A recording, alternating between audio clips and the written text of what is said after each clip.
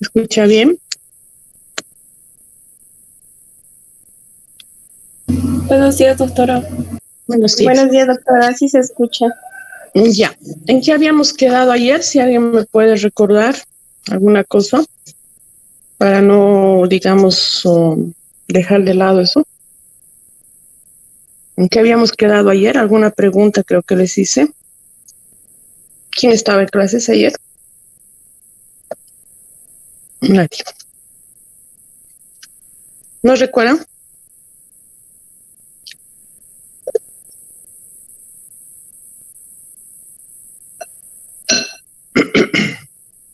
Buenos días, Bueno, doctora. Estábamos en las vitaminas esenciales y semiesenciales, quedamos.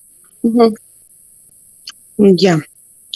Ya, entonces les voy a complementar eso. Las vitaminas, en realidad, como les había dicho ayer, son todas esenciales. No hay semiesenciales dentro de la clasificación de vitaminas.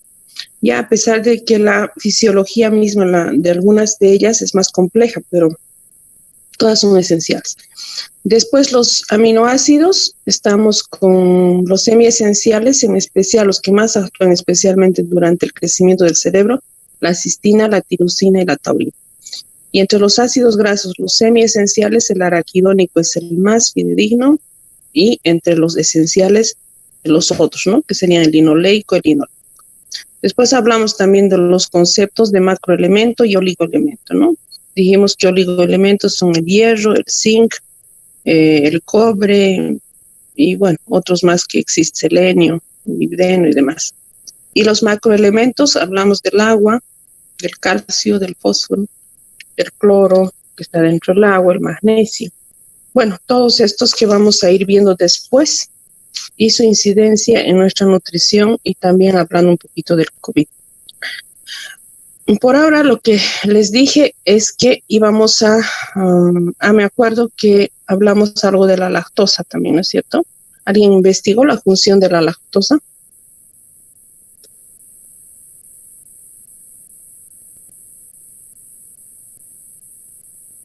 Sí, doctora.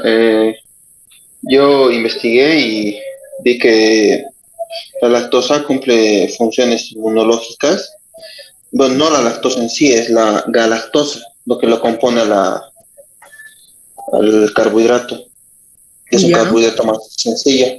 La galactosa cumple una función más biológica y, ¿cómo se llama? Inmunológica. Y también compone más varias macromoléculas, son como los cerebrocitos, los gangliósidos y los mucoproteínas, que son constituyentes importantes de la membrana de las células nerviosas. uh-huh. Ya, ¿algo más? Solo eso. Ya está bien, Yerko, gracias. ¿Algo más, chicos? Hay una cosita más importante.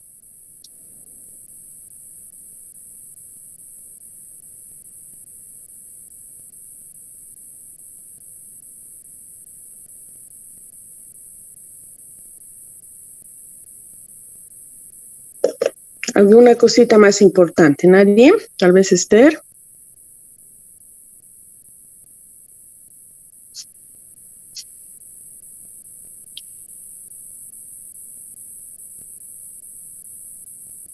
¿Han hecho relación? Sí, Esther, te escucho. Bueno, podría agregar que a lo largo de nuestra vida, algunas personas desarrollan la intolerancia a esta, pero Sí, al nacer lo tenemos porque pues está presente en la leche materna.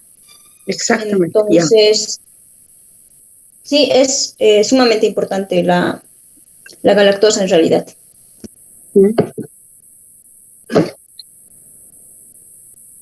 Y la función misma que desempeña esto, este.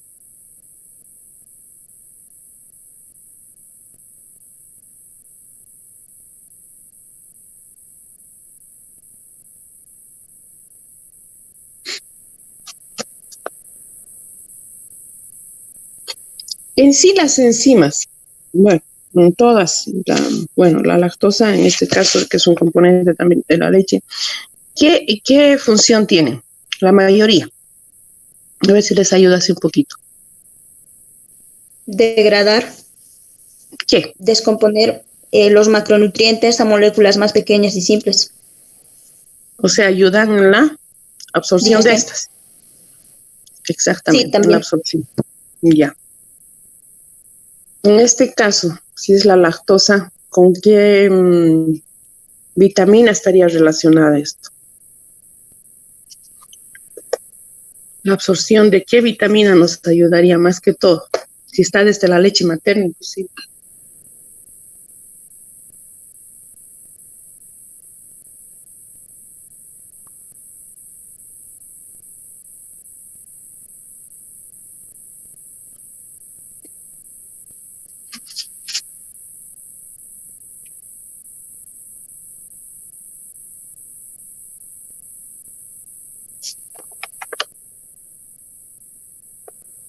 Dijimos que la leche materna también, no sé si han estado todos, es deficitaria en vitamina D, ¿no? Y los primeros días incluso en vitamina K. Entonces, por eso, por ejemplo, se administra una vez que esté recién nacido. Es el primer inyectable antes de la vacuna que recibe. Está junta con sus ropitas para recibirlo del extrauterino, con la vitamina K en una dosis de 300 unidades, ¿no? Que se le pone a estos lactantes. Entonces, para equilibrar, digamos, ¿no? Esto de la vitamina K. Y la vitamina D también no es que no tiene, pero es deficitaria a esta edad del lactante recién nacido. Entonces, ya que no han investigado, entonces esta lactosa ayuda en la absorción de esta vitamina D, ¿no? Entonces, si de alguna manera también con el calcio, a ver si investigan eso un poquito más, me van a comentar después. Entonces, estaría un poquito la interrogante, ¿no? Inclusive de las otras vitaminas que habíamos hablado ayer, de la vitamina A también. La interrogante de si aquel niño que toma leche deslactosada será la misma absorción de las vitaminas o no. Esa es la interrogante. Eso es lo que quería llegar en sí en realidad, ¿no? Entonces, estaríamos viendo de que lo que hemos hablado ayer, de que habría una alteración de la biodisponibilidad de estas, ¿no? Entonces, no es lo mismo que un niño que consume con todos los componentes y no así un niño con deslactosada, digamos, ¿no? Que había cierto riesgo de déficit de la absorción de estas vitaminas. ¿Sí? ¿Ninguno investigó eso?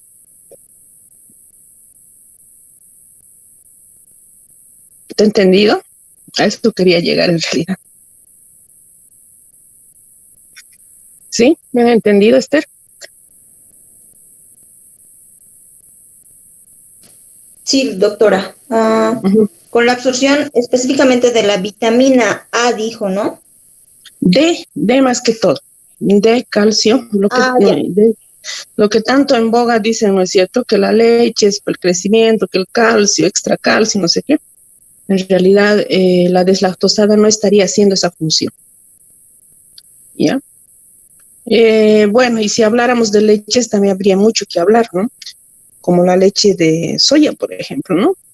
Que está contraindicada en niños en crecimiento, ¿verdad? Hace una semana o dos nomás creo que me han pasado justo un menú, una dieta de un centro de Chapare, que son niños de 3 años a 16 o 17 años, que tienen una dieta estricta en dieta vegetariana, ¿ya? Me han pasado los menús y obviamente también parece de orden religiosa. Se habían quejado los niños cuando han ido a visitar, han hecho una inspección, el CDG, de que ellos no consumen carne, que no les dan carne. Entonces, a propósito de esto vieron, y todo sí, es en base a carne de soya, carne de lenteja, leche de soya y todo esto, ¿no? Entonces, me pasaron a mí ese informe, esos menús y vi y hice mi informe, obviamente. Pero la parte de la soya, evidentemente, está contraindicada por los fitoestrógenos y demás en los niños. cosa que también en nuestro medio se ve que consumen mucho, ¿no? La leche de soya a cierta edad. Bueno, por ejemplo, mi hijo tiene 15 años, uno de ellos, y hace 4 o 5 años que yo veo, por ejemplo, a uno de sus compañeros consumir hasta 2 litros de leche de soya por día, ¿no? Y no es solo él, ¿no? El ejemplo es que vemos cuando vamos a las agencias de leche, están comprando para los niños. Eso también había que un poco educar en ese sentido y regularizar, ¿no? Bueno, cosas que PIL no, digamos, como sé que no tiene nutricionista, PIL solamente son ingenieros en alimentos, ingenieros industriales, entonces no tienen mucha idea. Pero sí, a nosotros nos corresponde un poco educar también en este sentido, ¿no? Y si habláramos de leches, bueno, hay mucho que hablar, pero ahora estamos hablando de las ingestas recomendadas de energía y proteína, pero si alguien quiere hacer algún comentario, escucho.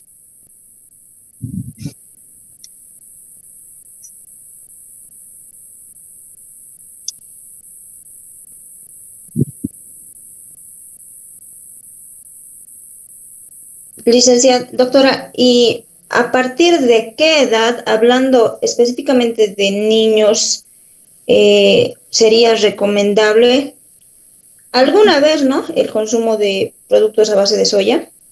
Uh-huh. Alguna vez, como tú lo dices, pero no tiene que ser de rutina, ¿no? Claro.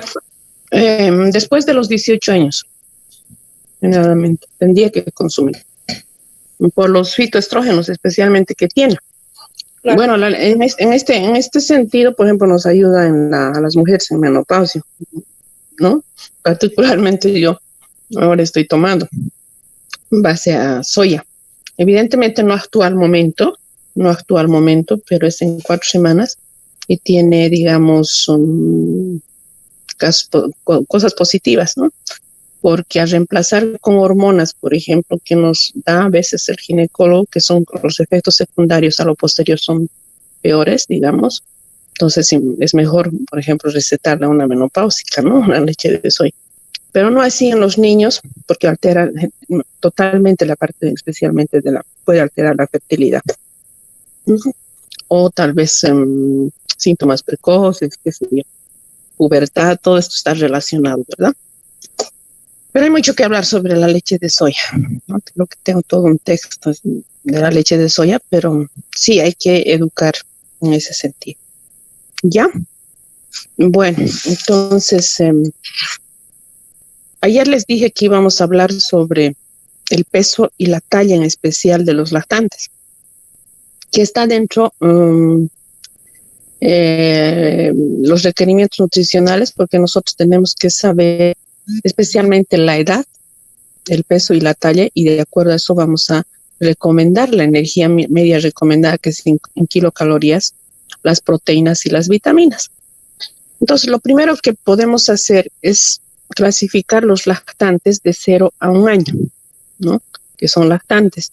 Y niños de 1 a 10. ¿Por qué de 1 a 10? Porque a los 10 años inclusive ya viene a veces la primera regla, que es la menarquia. A los 10 años, especialmente en nuestras áreas de Santa Cruz, Beni, por ejemplo, 9, 10 años ya les viene la primera regla.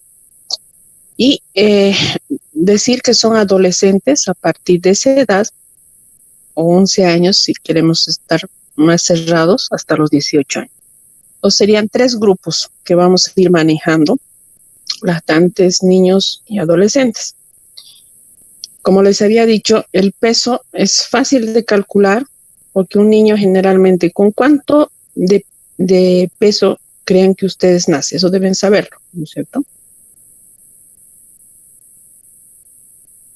Más o menos, ¿con cuánto de peso nace un niño?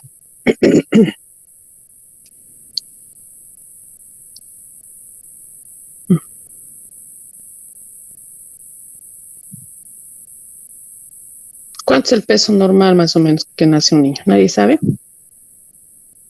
De ahí vamos a empezar.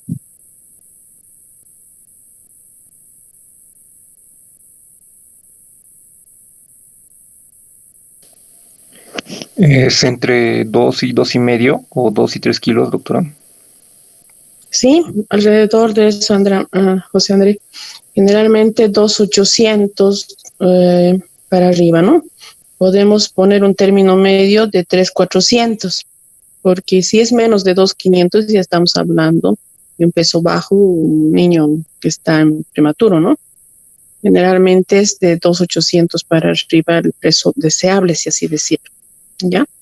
Entonces, pero generalmente 3 kilos, la mayoría es con 3.200, 3.300, 3.400. Eso tienen que saberlo porque, como les había dicho ayer, cuando se da pura lactancia materna, esto a los 6 meses se duplica directamente, ¿no?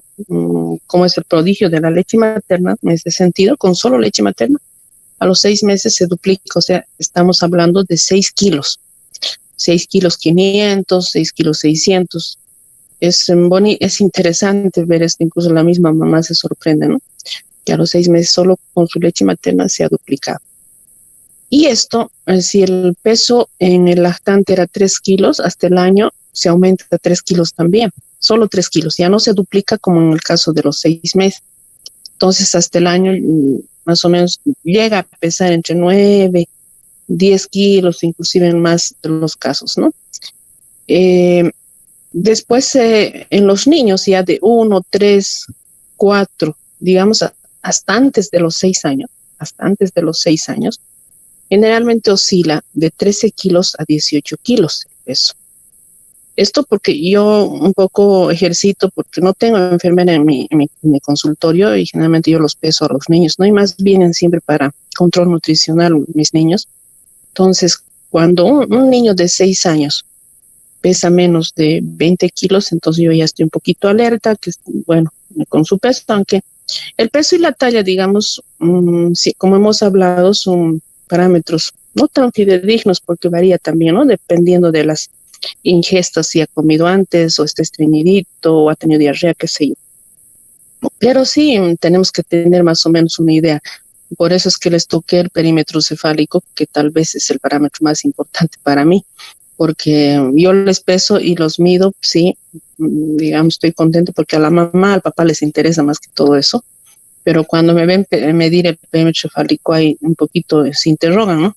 Pero para mí es el diagnóstico definitivo, eso en cuanto a la parte antropométrica, especialmente en niños. Entonces, como les decía, de 6 años para 6 años ya tendría que estar pesando dentro de 20 kilos. Y más allá, ya hasta los 10 años, inclusive nos llega de 20 para arriba, o sea que son 28 hasta 32 kilos que he llegado a pesar en caso de 10, 11 años, 34, 35. Y ya de ahí para adelante, ya en los adolescentes, que sería de los 11 para arriba, ya estaría vinculado con la medida de la talla, ¿no? Si un adolescente mide, por decirles, unos 57, tendría que estar pesando alrededor de unos 48, 50 kilos. Pero generalmente ya esto es de acuerdo a la talla. Hay varones incluso que miden unos 76, a los 18 años, unos 80, entonces, y son generalmente delgados, tienen un peso de 66, 70 kilos, que es normal, porque la parte de la adolescencia es el crecimiento más acelerado que tenemos, ¿no? Especialmente en los varoncitos y en bueno, los varones son los que más se jalan, las mujeres a un principio, ¿no? Y después ya cuando les viene la primera regla, que parece que hormonalmente también está explicado, entonces ya se detienen y lentamente crecen y los varones ya también empiezan a crecer aún más, ¿no? Entonces, más o menos ese es el peso que se maneja. Entonces, no se olviden, a los 6 meses se duplica, antes de los 6 años es menos de 20 kilos y después de los 10 años es 20 para arriba, llegando a los 11 años alrededor de 30, 34, que es normal. Y en cuanto a la talla, pues un recién nacido generalmente nace de 50 centímetros, ¿no? Nace de 50 centímetros y llegando a los 6 meses, generalmente solamente 10 centímetros crece, ¿no? 10 centímetros crece y después de los 2, 3 años, 8 centímetros por año como que se detiene a los 2, 3 años y así a los 3 y 4 años inclusive se detiene más, 7 centímetros por año y a los 4 y 5, 6 centímetros por año, ¿no? Entonces así, no crece tampoco mensualmente, como podríamos pensar que es 1 centímetro por mes, ¿no? Entonces generalmente es el crecimiento, ¿no? Podríamos también hay otra fórmula que dice que crece 2 centímetros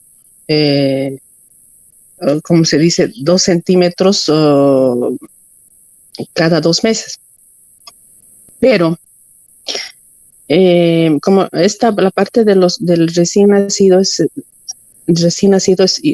concreto que tienen que saber, ¿no? Que es de 50 y hasta los 6 meses 60, y de ahí lentamente va creciendo hasta llegar, digamos, a los 10 años, a 1,32, 1,40 a los 11 años, y después de 1,40 para arriba ya serían los adolescentes. Pero el crecimiento del niño es un proceso complejo en el que intervienen varios factores, principalmente genéticos. Yo más que todo lo palpo eso diario. No se olviden que yo manejo, digamos, procesos de adopción, ¿no? De los niños de los centros, hogares donde van a ir. Generalmente los niños no tienen papás o están por algún problema. Entonces, hacemos las adopciones, ¿no? Hay parejas que vienen a hacer las adopciones. Es bonito ver esta situación. Y la primera del crecimiento, en realidad,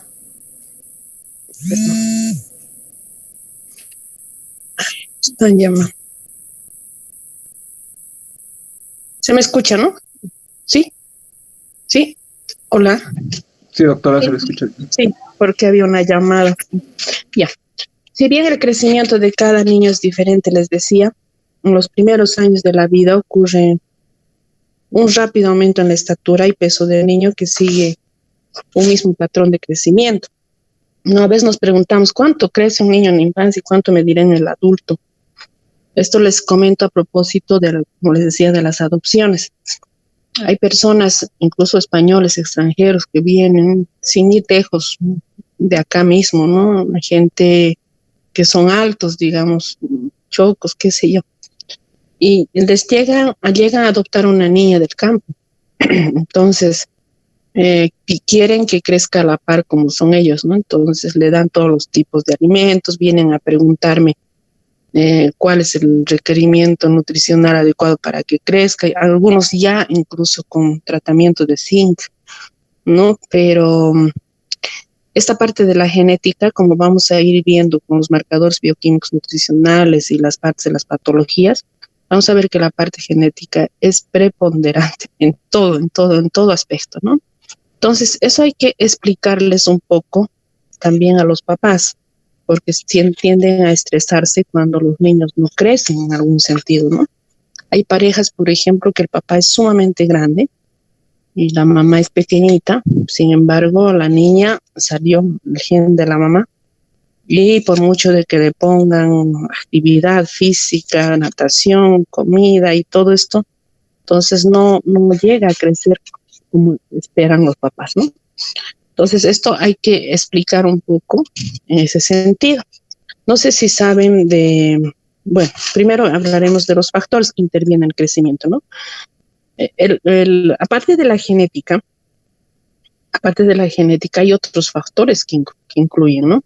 Han escuchado de la hormona de crecimiento seguramente, ¿no? La hormona de crecimiento normalmente nosotros tenemos, pero se ha visto de que esta hormona de crecimiento se altera en algunas situaciones. Entonces, cuando la hormona de crecimiento actúa como, digamos, como debe ser, o sea, su pico más alto de la hormona de crecimiento está en la edad de la adolescencia, obviamente, pero es interesante en el sueño, en la parte del sueño más profundo, o sea, cuando nosotros entramos a dormirnos, digamos, ¿no? A dormirnos tenemos el sueño primero de los movimientos oculares, ¿no? Rápido, un poquito, y entramos a la fase del sueño profundo. Entonces ahí, en esos 20 minutos del sueño más profundo, entonces es donde actúa esta hormona de crecimiento, ¿no? Entonces esta etapa del sueño se caracteriza por una alta actividad inclusive cerebral, inclusive aparecen ahí los sueños, ¿no? Cuando uno se sueña. Entonces tiene una duración, como les digo, de 10, 20 minutos, y dice que en este intervalo la hormona del crecimiento es la que actúa, ¿no? Y claro, el niño con estrés en la adolescencia y todo esto también interfiere. Es interesante en ese sentido, interfiere en esta hormona de crecimiento. Esto yo veía, por ejemplo, en algunos colegios, ¿no? En algunos colegios cuando llamamos a la promoción, eh, generalmente los chiquitos que tienen mayores notas, que son corchitos, como se les dice, generalmente tenían talla baja. Y cuando esto está explicado, hasta sería un estudio bonito, de que pues la mayoría se amanecen, ¿no? Se amanecen estos chicos y no llegan a tener a veces ese sueño profundo. Entonces, de alguna manera interfiere en la hormona del crecimiento, ¿no? Entonces, aparte de la vitamina A que hablamos ayer, que es importante para el crecimiento, aparte de la genética, también es interesante ver esto de la hormona del crecimiento. Hay algunos pediatras que manejan, digamos, como suplemento inclusive, ¿no? Les colocan, pero es bastante traumatizante porque tienen que ponerte inyectable en la noche, qué sé yo. Pero es importante alertarnos en este sentido, ¿no? De que el sueño, así como para la inmunidad, como se habla ahora en la pandemia, es importante para tener una buena inmunidad, también es importante para esto del crecimiento.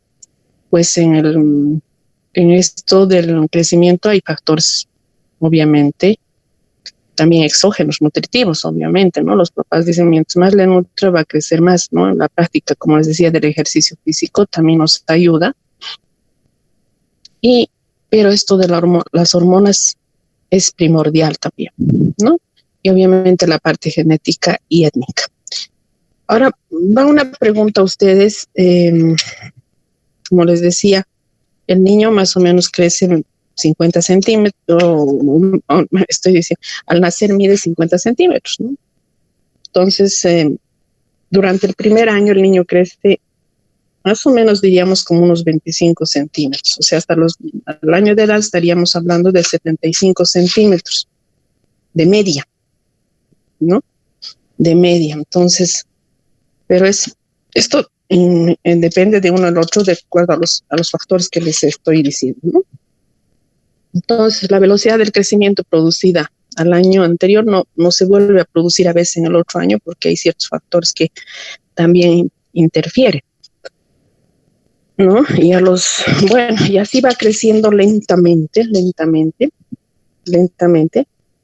Y hay un factor que yo les explico generalmente a los papás que han debido llevar esto en nutrición aplicada a uno, que es esto de la talla diana, la fórmula de la talla diana, ¿no? Es cuánto medirá de mayor el niño.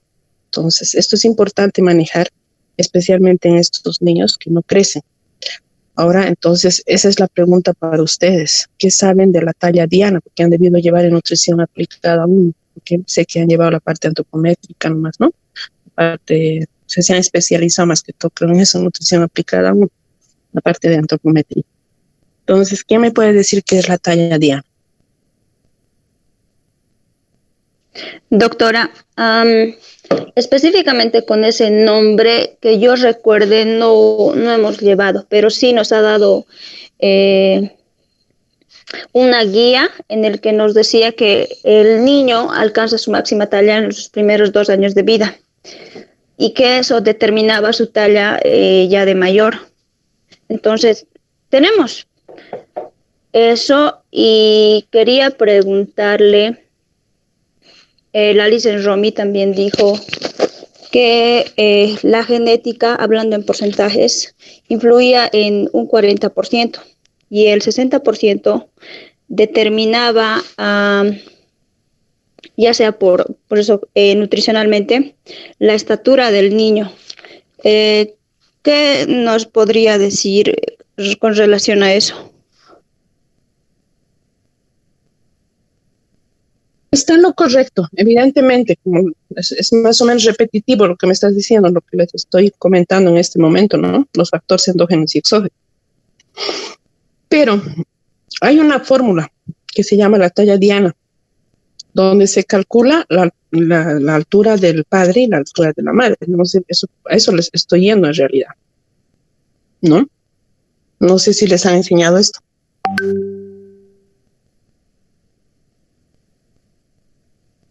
No. No que yo me acuerde, no sé si mis compañeros podrían confirmar eso. No, doctorita, no nos ha enseñado la talla diana.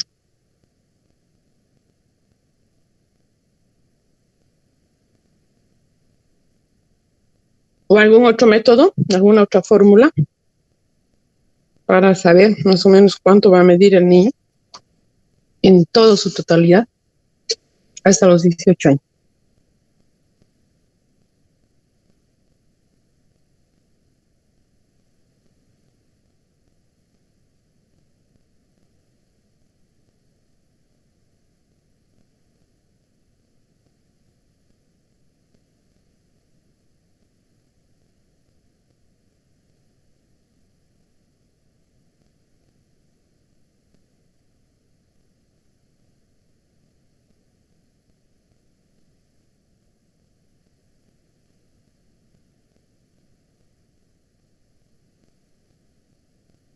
Creo que no, ¿no? Bueno.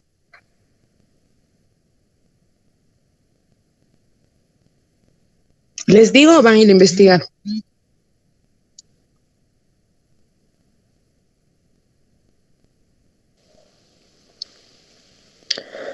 Doctora, ahora mismo lo acabo de ver y no parece algo muy complejo. Según internet es la talla es una suma entre la talla del padre y de la madre. 13 Exactamente. más 13 y se la divide entre Fácil. 2. Es facilísimo. Sí. Es lo que yo manejo, digamos, generalmente en mi institución, para explicar a estos padres que han adoptado, ¿verdad?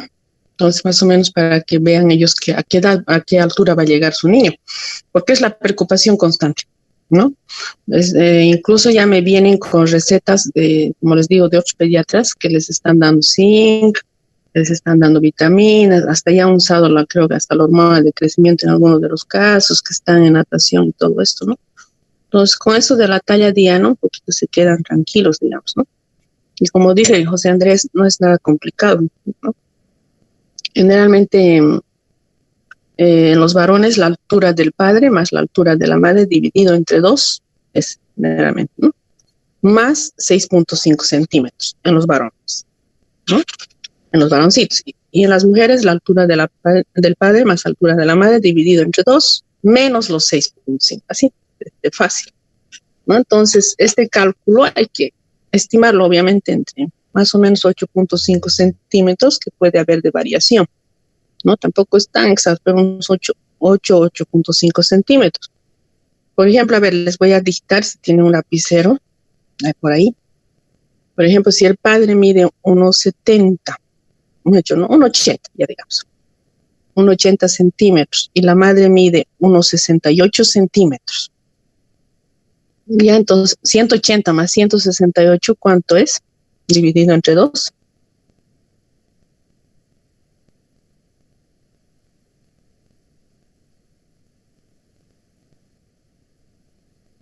Mm, 174. Ya, más el 6.5 si es varón. 180,5. Entonces, más o menos esa sería la altura deseable de su hijo, ¿sí? 1,80.5 centímetros. Pero si es mujercita, sería menos 6.5. Tendría que ser alta también, porque generalmente son de buena estatura los dos papás acá, ¿verdad? 1,80 y 1,68. Esa es la talla diana, es así de simple. ¿Ya? Y a ver si lo ven después. Sí, dime. Doctor, tengo una duda. Bueno, no sé, me hace esta duda en nutrición aplicada 1, nos explicaba la doctora con una tabla de la OMS que se había realizado un estudio, ¿no? De que más allá de la parte genética, sí influía bastante el tema de la alimentación, que en este estudio se utilizó a niños, ¿no? De distintas razas y de distintos países, y se hacía una media de cómo iba su crecimiento. Y ahí mostraba igual de que Bolivia incluso nacíamos hasta más grandes y hasta los 6 meses incluso teníamos, ¿no? O sea, nuestro crecimiento era elevado. incluso mayor a lo de otros países con personas que tienen mejor genética, ¿no? Pero a partir de ahí teníamos una bajada a partir de los 6 meses y esto era debido a la alimentación complementaria que en nuestro caso no era muy buena, pero que en otros países al tener más educación y más orientación acerca de esto, sí, ellos empezaban ahí a tener una subida, ¿no? Y entonces nos decía igual que en este mismo estudio también se utilizó a otros niños dándoles todos estos, o sea, dándole una correcta alimentación y poniéndolos a los mismos con la misma alimentación y más o menos se llegaba a la misma estatura. O sea que con una correcta alimentación sí se podía desarrollar correctamente un niño, más allá de las razas. Y lógicamente también teniendo en cuenta algunas razas como de los africanos, esa parte de África, que sí, o europeos sí, que de por sí sí crecían más, pero sí nos daba a entender esto de que la parte nutricional y también que era muy importante. Claro, por eso es que les he dicho, la parte de la alimentación complementaria es la base para un niño, ¿no? Inclusive para el crecimiento más que todo del perímetro cefálico.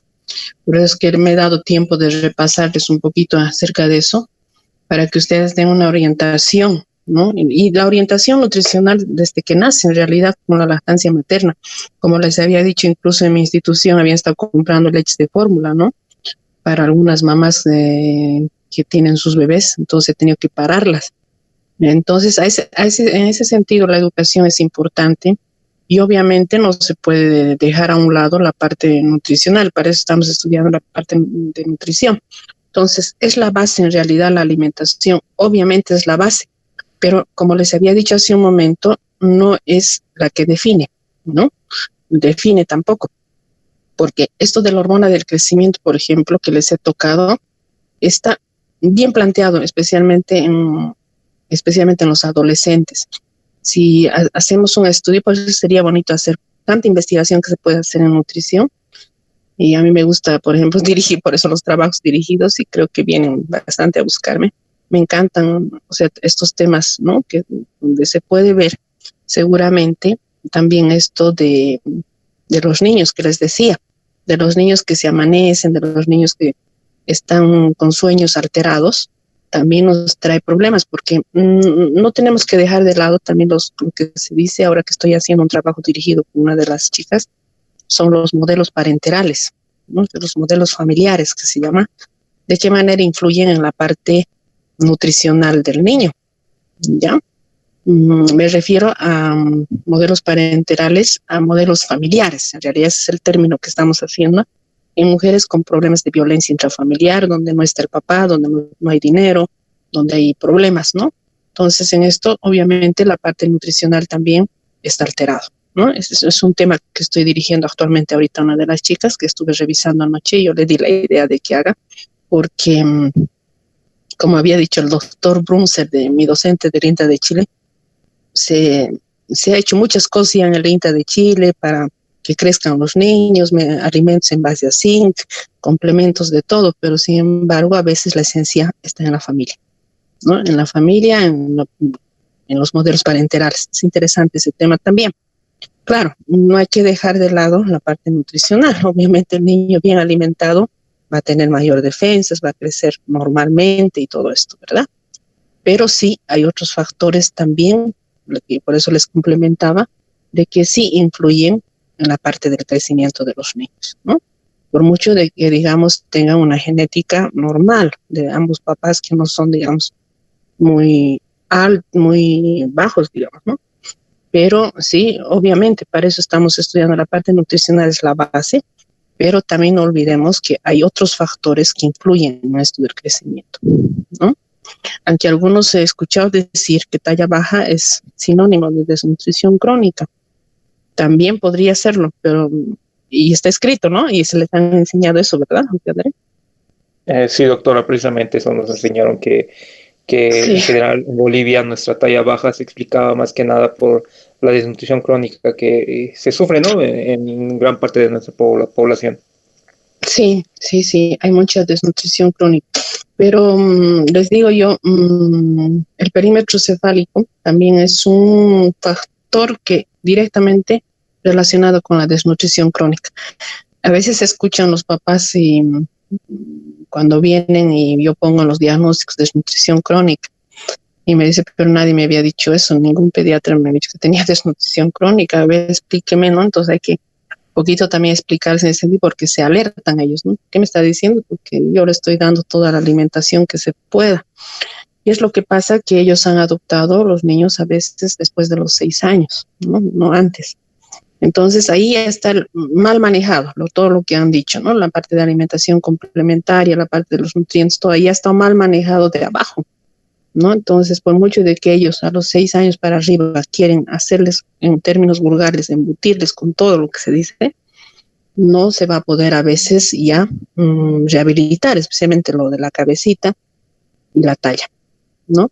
Entonces son factores irreversibles, por eso la importancia, obviamente, de la educación de la lactancia materna y de la alimentación complementaria son temas fundamentales, ¿no? Y bueno, y yo les quería añadir esto de la hormona del crecimiento porque también he estado viendo una investigación que estuve haciendo, que lo he dejado a medias, uno de los chicos, que durante el sueño aumenta la secreción de la hormona de crecimiento y es muy importante esto. Sucede generalmente en la fase no REM de sueño, es decir, durante el periodo de sueño profundo, como les había dicho hace un rato, cuando la glándula hipófisis anterior sintetiza esta hormona, ¿no?, de crecimiento. También se conoce como hormona somatotrópica, ¿no? En España generalmente se hace en base a esta hormona somatotrópica, se les da, ¿no?, a los niños para que tienen problemas de crecimiento, pero tiene sus efectos colaterales también. Yo pienso que siempre el trabajo de salud es un equipo, ¿no?, con la psicóloga y con el trabajo social y todo esto, para ayudar en ese sentido y no llegar a esto. La prevención siempre es mejor que el tratamiento.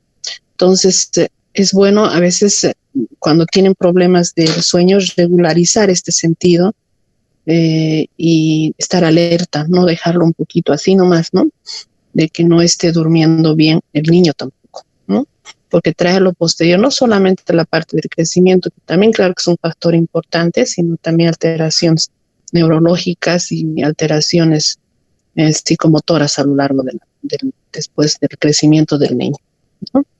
Entonces, yo he visto esto, por ejemplo, bueno, mis hijos están en el colegio Merinol, pero he visto en la promoción, por ejemplo, el Merinol es bastante exigente, ¿no? Se estudian todo el día, creo, y todas las tardes, mañana y tarde. Ahora con la pandemia se están salvando de ir mañana y tarde, porque ni bien llegaban a mediodía, almuerzan, nuevamente están regresando. Y los veía a los chiquitos bajitos, entonces eso me llamaba también la atención. Y es cierto, ¿no? Donde hay más exigencia académica, también creo que esto de la hormona de crecimiento, pero es un trabajo, ¿no? Es una investigación. También hay algunos problemas de talla. Pero sí, hablando de nuestro país, como les había dicho, el déficit de la vitamina A es primordial. No consumimos vitamina A. Ustedes mismos si hacen, como les decía, un análisis químico del menú, así al azar de ayer, por ejemplo, que han consumido, les apuesto que tienen un déficit, ¿no?, de vitamina A más que de calcio y de vitamina D. Es fácil, ¿no? Entonces consumir más este otro, tal vez en los quesos y demás, que la vitamina en sí mismo, ¿no? Entonces, a esto quería llegar en la parte del crecimiento. No sé si tienen alguna pregunta más. Y esto de la talla diana les voy a preguntar así tal vez en el examen también para un ejercicio.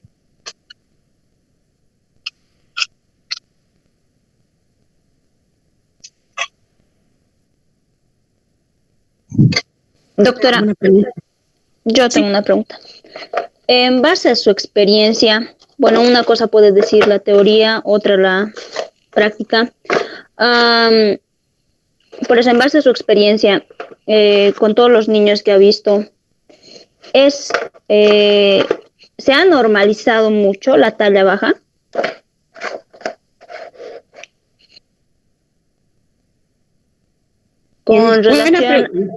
Con relación a la genética del boliviano.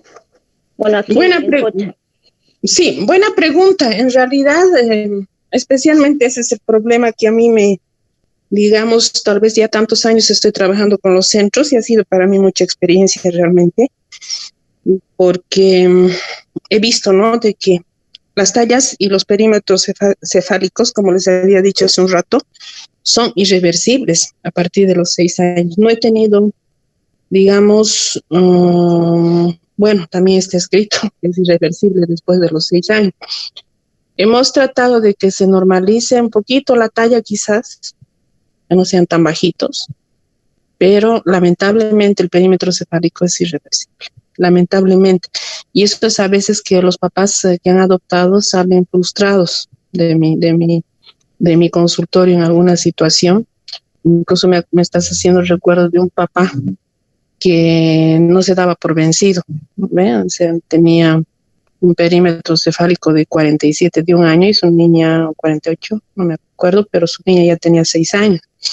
Entonces, pero no le habían dicho así en ese sentido, incluso un poquito molesto conmigo a un principio. Fue a la parte de neurología, hizo todos los estudios a su niño. Bueno, le dijeron que está normal, que sí tiene microcefalia, pero tampoco le dijeron más y tampoco le iban a decir porque los problemas después vienen, ¿no? Ni siquiera, a veces dicen, sí, mi niña está leyendo bien, está escribiendo, no hay problema, incluso es mejor alumno, qué sé yo.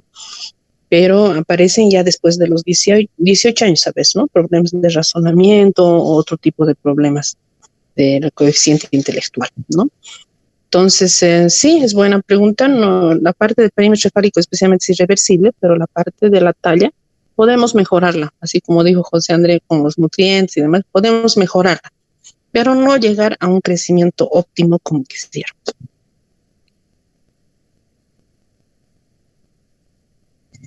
No sé si te he respondido. Sí, licenciada. Y tengo otra pregunta también. Es que me está haciendo acordar de la licenciada. Ella dijo que era posible, no en su totalidad, obviamente hay cosas que son irreversibles, que en la adolescencia, con estos niños que habían perdido talla ya, era la oportunidad perfecta para que ellos recuperaran un poquito de la talla que habían perdido. Entonces, quería que me explique eso. ¿Pero en qué se basaba ella en eso? ¿En decir eso? Por eso, en niños que habían perdido talla, dado que hasta sus 2 años no habían tenido la correcta alimentación complementaria, ella dijo, como perdió talla esos 2 años que son súper importantes, en su adolescencia se puede, dijo, con suplementación, actividad física y tal. Entonces, en su experiencia, ¿qué tan verídico y aplicable puede ser? Sí, la parte de la adolescencia quizás es la parte con lo que se llama normalmente el crecimiento acelerado, ¿no? Y estos chiquitos, si tienen hermanos ustedes, bueno, yo nomás, mi hijo, por ejemplo, tiene 15 años, que están todo el día comiendo, ¿verdad? Quieren comer una y otra cosa y otra cosa y otra cosa. Eso es que el organismo está pidiendo, ¿no? La alimentación necesaria está perdiendo la energía. Evidentemente, en la adolescencia, en el crecimiento acelerado, necesitamos aún más todavía de suplementar estos nutrientes, ya sea en la alimentación. No, yo no soy muy, digamos, a los suplementos, vamos a hablar después de las vitaminas. No soy muy apegada a darles suplementos. Las mismas mamás vienen a veces, no quiere comer y directamente que el suplemento que les demos, ¿no? Pero tiene sus efectos colaterales, todos los suplementos, inclusive las vitaminas mismas que hemos consumido ahora por el COVID, pueden traernos hasta, yo misma en un tiempo me asusta porque uno toma y toma y toma y a veces podemos tener hasta problemas renales, ¿no es cierto? Entonces, no estoy muy apegada yo a los suplementos en ese sentido por los efectos colaterales. Prefiero siempre hacer la guía primero natural y en la alimentaria. Y en ese sentido, los adolescentes, claro, obviamente, consumen más, y si tienen el alimento requerido, o sea, lo que hemos hablado ayer del requerimiento adecuado, van a crecer como se debe en ese sentido, ¿no? Van a recuperar su talla. Pero no nos olvidemos de que hay otros factores, vuelvo a repetir como hace rato, ¿no? Hay otros factores como la hormona del crecimiento, la parte de genética y todo eso. Tampoco vamos a esperar que este niño crezca más de lo que estamos esperando. porque la velocidad de crecimiento es una variable, ¿no?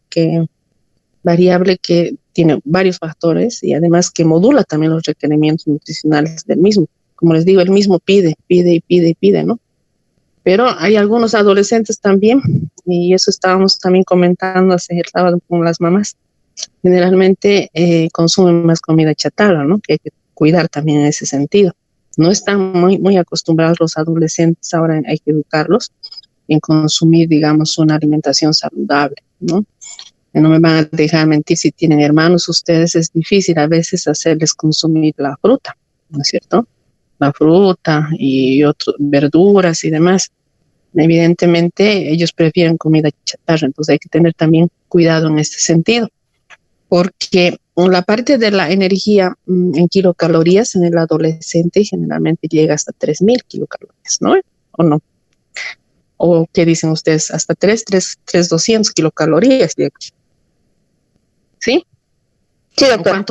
¿Cuánto manejan ustedes de kilocalorías en un adolescente? ¿Ve? Sí, oscila entre 3.000, 3.200, dependiendo mucho su actividad física también, porque hay adolescentes que practican deportes. Sí, y aunque ni practiquen deportes, generalmente es de 2.000 kilocalorías para arriba, porque el mismo crecimiento les exige. En cambio, en los niños podemos manejar, como tú has dicho, de 1.300, 1.800 hasta 2.000 kilocalorías, ¿no? Entonces, pone un término medio de 1.500 en niños. Entonces, en los adolescentes estamos duplicando, que es 1.500 a 3.000. Así de fácil también se maneja la parte de kilocalorías, no es tanto contable, porque el lactante generalmente necesita unas 600 kilocalorías, hasta 650, esto se duplica, 650 por 2, que sea 1.300, 1.500, que serían los niños, y de 1.500 para arriba, ya 2.000 para arriba, ya son los adolescentes. Así de fácil la parte de energía media también, o kilocalorías que se manejan. No es necesario, por eso a veces la tabla misma, ¿no? Porque el aporte energético debe cubrir las necesidades, o en realidad para el mantenimiento, claro, como tiene que ver mucho con la actividad física, la parte del crecimiento también, ¿no? Les ayuda en alguna manera, ¿no? Entonces, esta velocidad del crecimiento, la actividad muscular, todo esto, entonces también les exige a ellos mismos de consumir más alimentos. Lastimosamente en nuestro medio, con a veces no la alimentación correcta, ¿no? Porque yo me acuerdo hace poco, justo asistí a un curso de niños, creo, adolescentes, pero la mayoría pesaba como yo peso 68, 70 kilos, en más de acá cuando aumento, pero un niño de 14 años pesaba así, la mayoría, ¿no? La mayoría. Entonces hay que estar alerta también en ese sentido por el tipo de alimentación. Y ellos obviamente por la misma que no pueden saciarse piden esta comida, ¿no? Porque la fruta misma a veces no les sacia, ¿no? Entonces tal vez en ese sentido también buscan, porque están perdiendo bastante energía también. Pero hay que tratar de educar en ese sentido también, ¿no? De que consuman otro tipo de alimentos, cómo les va a favorecer. Es interesante educar en ese sentido a los adolescentes. Bueno, yo iba a los colegios también a hacer ese tipo de educación. Es muy bonito hablar con ellos, concertar. Llegan a entender cuando les explicas bien. ¿Alguna otra pregunta?